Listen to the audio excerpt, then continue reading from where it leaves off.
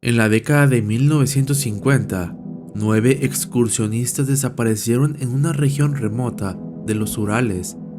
Cuando finalmente fueron hallados, las circunstancias de su muerte resultaron tan extrañas que ningún accidente natural podía explicarlas por completo.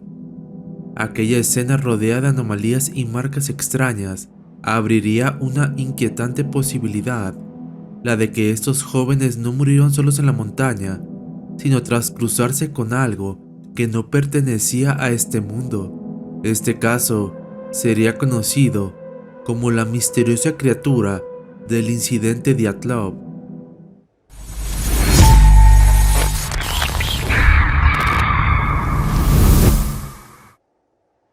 En el extremo norte de los montes Urales, existe una región donde el paisaje parece detenerse en el tiempo, una cadena montañosa que divide a Europa de Asia y que durante siglos ha sido considerada por los pueblos indígenas como un territorio impredecible, hostil y profundamente espiritual. Ahí, entre colinas heladas y valles cubiertos de ventiscas, se alza una elevación modesta en apariencia, pero envuelta en un peso histórico y cultural que es muy difícil de ignorar. Esa montaña se llama Kholat, una cumbre que apenas rebasa los 1096 metros de altura, pero que aún así permanece sometida en un clima capaz de doblegar incluso a montañistas experimentados. Las temperaturas invernales podían descender por debajo de los -30 grados centígrados, y las ráfagas de viento constantes fácilmente superaban los 30 metros por segundo, creando un ambiente donde el frío no solo cortaba la piel, sino que desorientaba, cegaba y te agotaba en cuestión de minutos. El nombre de esta montaña se puede traducir como la montaña de la muerte o el monte muerto, y este nombre no fue una creación posterior al incidente de Dyatlov, ni a un apodo sensacionalista de los periódicos. Así los llamaban los pueblos Mansi, habitantes originarios de la región desde tiempos inmemoriales. Para este pueblo, esta montaña era un territorio al que se debía entrar con profundo respeto, ya que había lugares donde se aseguraba que los espíritus no toleraban la presencia humana. Según los relatos transmitidos de generación en generación, ese monte en particular era escenario de sucesos extraños, desapariciones de cazadores y accidentes que parecían surgir de la nada. En su tradición, no era un sitio prohibido, pero sí un lugar profundamente respetado, donde se decía que habitaban seres de otro mundo. Y fue precisamente aquí, en esta montaña marcada por un legado de advertencias y tragedias, donde ocurrió uno de los incidentes más extraños de la década de 1950, un incidente que hasta la fecha continúa generando gran debate, especulación y controversia. Si no conocías este caso, básicamente fue la historia de 9 excursionistas soviéticos que emprendieron una ruta en los montes Urales a principios de 1959, una ruta que parecía estar dentro de sus capacidades, pero que terminaría transformándose en uno de los misterios más inquietantes del siglo XX. El grupo estuvo encabezado por Igor Dyatlov, un joven de 23 años, reconocido por su disciplina y su habilidad para organizar expediciones complejas. Sus compañeros, 7 hombres y 2 mujeres, estudiaban carreras técnicas y poseían la experiencia necesaria para enfrentar climas extremos y rutas de alta dificultad. El objetivo inicial había sido llegar al Otorten, una montaña remota del norte de Kholat. La travesía, catalogada como de grado 3, requería varios días de esquí, campamentos bajo temperaturas severas y navegación en terreno montañoso. Pero para ellos, este recorrido formaba parte de su preparación para certificarse como montañistas de élite. Algo importante es que originalmente eran 10 personas. El 10º miembro, Yuri Yudin, sería el único que viviría para contarlo, ya que tuvo que retirarse en los primeros días debido a un fuerte dolor provocado por su condición reumática. Mientras él regresaba al último asentamiento habitado, sus 9 compañeros continuaron avanzando hacia la zona más inhóspita del trayecto. Conforme se acercaban a la región del Kolatsialk, el clima comenzaría a deteriorarse de manera abrupta. Igor había dejado instrucciones claras. El grupo debía enviar un telegrama al instituto no más tarde del 12 de febrero, confirmando que habían llegado al Otorten. Sin embargo, el día llegó, pero no hubo un mensaje. Al principio, nadie se alarmó por esto. Las expediciones en invierno solían retrasarse unos días debido al clima. Sin embargo, cuando pasaron varios días adicionales sin noticias, los familiares comenzaron a presionar a las autoridades universitarias, y fue entonces cuando se entendió que algo había ocurrido. El 20 de febrero, ante la falta total de comunicación, se autorizaría oficialmente el operativo de búsqueda. Primero participaron estudiantes voluntarios y profesores. Después, el ejército soviético se unió con helicópteros, perros entrenados y equipos especializados. Pero lo que encontrarían más adelante acabaría convirtiéndose en una de las escenas más desconcertantes en la historia del montañismo. Cuando los equipos de rescate finalmente localizaron el campamento del grupo Dyatlov, lo que encontraron no coincidía con ningún escenario típico de accidente de montaña. La tienda, parcialmente cubierta por la nieve, seguía montada con un orden inquietante, como si nada desde el exterior hubiera perturbado su estructura. Sin embargo, al examinarla de cerca, descubrieron que uno de los costados presentaba cortes limpios realizados desde adentro, como si quienes estaban dentro hubieran intentado escapar con urgencia. El primer hallazgo se produjo en el límite del bosque, donde dos cuerpos fueron encontrados tendidos junto a un cedro. Estaban prácticamente sin ropa, sin abrigos y sin zapatos. Presentaban quemaduras localizadas de origen desconocido. En el tronco del árbol se hallaron restos de piel arrancada de sus propias manos, como si hubieran tratado de trepar con desesperación, quizá buscando algo en la oscuridad o tratando de esconderse de lo que fuera que los había hecho salir por la noche. Más arriba encontrarían otros 3 cuerpos, entre ellos el del líder Igor Dyatlov, dispuestos en posiciones que revelaban un último intento por regresar a la tienda. Meses más tarde, cuando la nieve comenzó a derretirse, los rescatistas hallaron los últimos 4 cuerpos dentro de un barranco, y sería entonces cuando esta investigación daría un giro abrupto. Una de las excursionistas, Lyudmila Dubinina, presentaba fracturas múltiples en las costillas, lesiones internas masivas y la pérdida total de la lengua y de parte de la mandíbula. Otro de los cuerpos mostraba una fractura en el cráneo, con un patrón que los médicos compararon con el impacto de un vehículo a alta velocidad, pero sin presentar daños externos compatibles, sin cortes ni contusiones que explicaran la magnitud de las lesiones internas.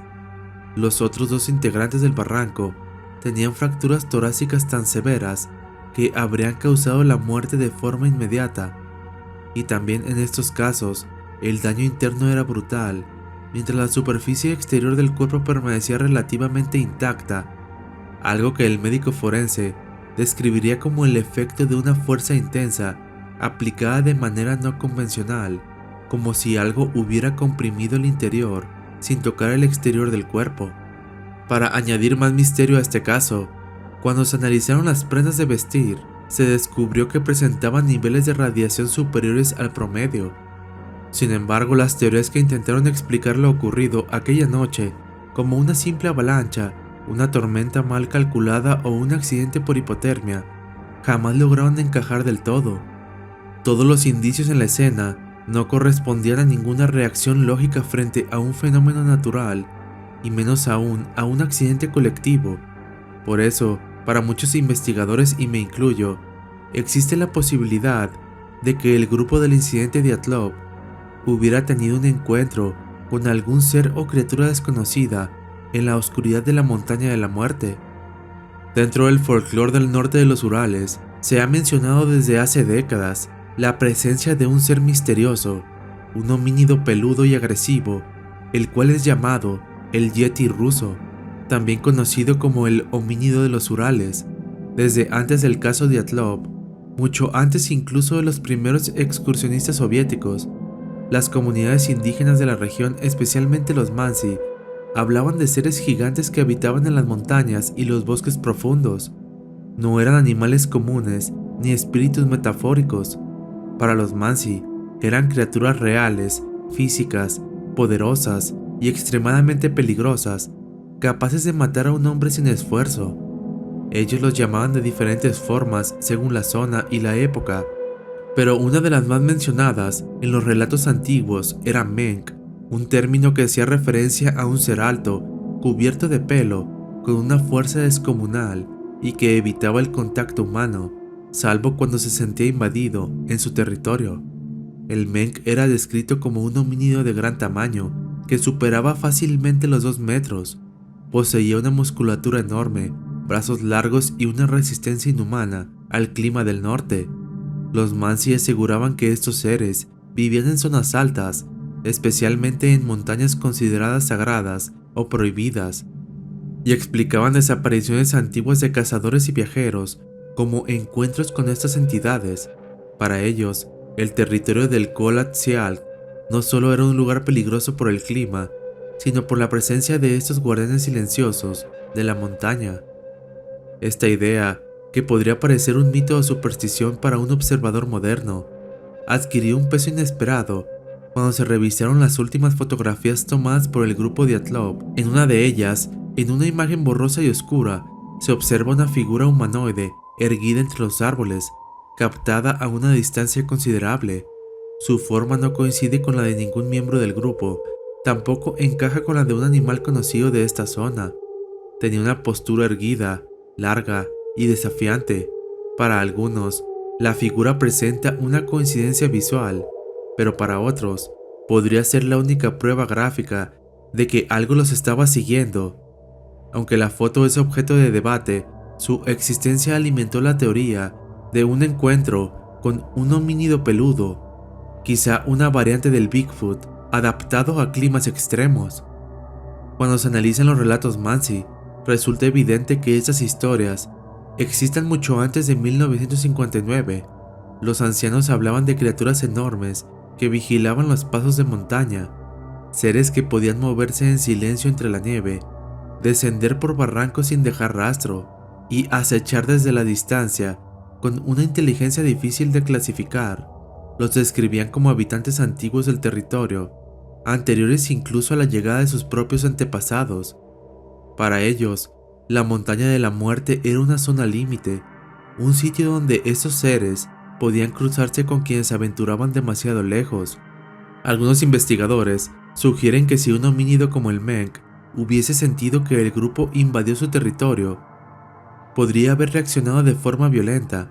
Las fracturas en los cuerpos podrían corresponder a ataques documentados de grandes primates, capaces de propinar golpes devastadores sin necesidad de garras o armas.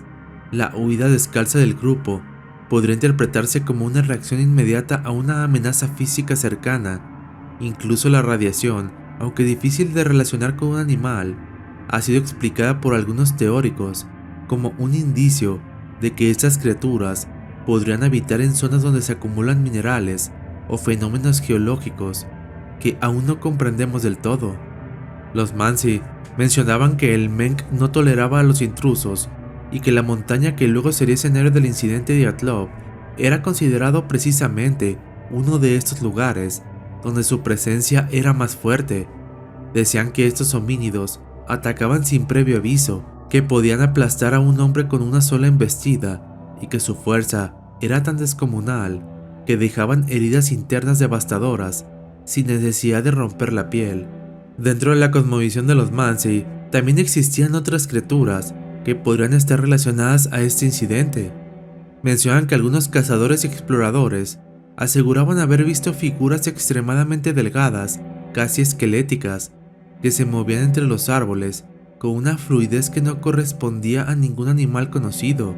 Sus extremidades eran desproporcionadamente largas y su piel, cuando lograban verla, parecía pálida, tensa y completamente desprovista de pelo. Estas apariciones tenían algo en común. Siempre se daban en noches donde se avistaban luces extrañas en el cielo. No eran estrellas fugaces ni relámpagos. Estas luces eran lentas, silenciosas y se desplazaban en patrones irregulares, como si estuvieran explorando la superficie de la montaña. Para los Mansi, estas luces anunciaban la actividad de los otros, seres que aparecían cuando la montaña cambiaba de estado o cuando una presencia superior se manifestaba. Y es que durante el incidente de Dyatlov, estas luces también fueron reportadas por geólogos que realizaban una investigación a varios kilómetros de distancia. Si juntamos estos elementos, creo que hay dos escenarios posibles. El primero es que estas luces fueron objetos voladores no identificados, lo que abre la posibilidad de que los excursionistas pudieran haber sido víctimas de un encuentro con algo que no pertenecía a este mundo. Un encuentro que provocó pánico inmediato, que los obligó a huir sin ropa adecuada y que dejó lesiones internas tan violentas que se compararon con el impacto de un auto. Tal vez el grupo fue víctima de algún intento de abducción extraterrestre, lo cual los hizo huir rápidamente de la tienda sin la ropa adecuada.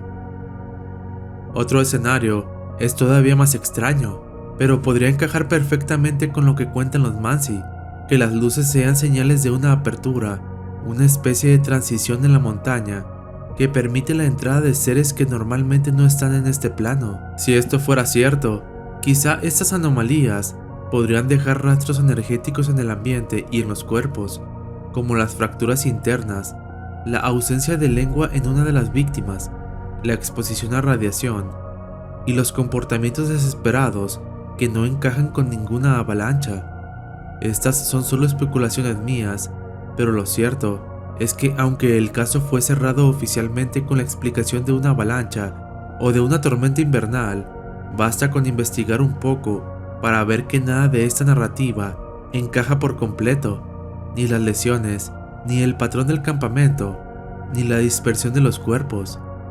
Y es por eso que hasta el día de hoy, el incidente del paso de Dyatlov sigue siendo un misterio absoluto. Y si consideramos que los 9 excursionistas murieron en circunstancias tan violentas, tan imposibles de explicar, y con un nivel de fuerza que no corresponde a ningún fenómeno natural conocido, no es descabellado pensar que pudieron haber sido víctimas de una criatura de otro mundo, de algo que no opera bajo las reglas de nuestra realidad y de la física que conocemos. ¿Crees que este grupo de excursionistas pudieron haber sido víctimas de alguna criatura similar al Yeti, o quizá a un ser de otro mundo? O tal vez todo en realidad podría tener una explicación lógica. Dime qué opinas al respecto. No olvides dejarme tus teorías y comentarios. Al final del día eres tú quien tiene la última palabra. En esta ocasión quiero enviar un saludo a los miembros del canal, a Cristian Nicolás Rey, a Osmov, a Olvirium, a Lancer Belmont, a Cipriano Guzmán, a Olos Enigma y Magia y a Oscar Herrera. Recuerda que si quieres que te envíe un saludo en los próximos videos o quieres que hable de un tema en específico, no olvides hacérmelo saber en los comentarios. Si has llegado hasta aquí, te agradezco por ver este video. Si te gustó, dale like y compártelo con tus amigos.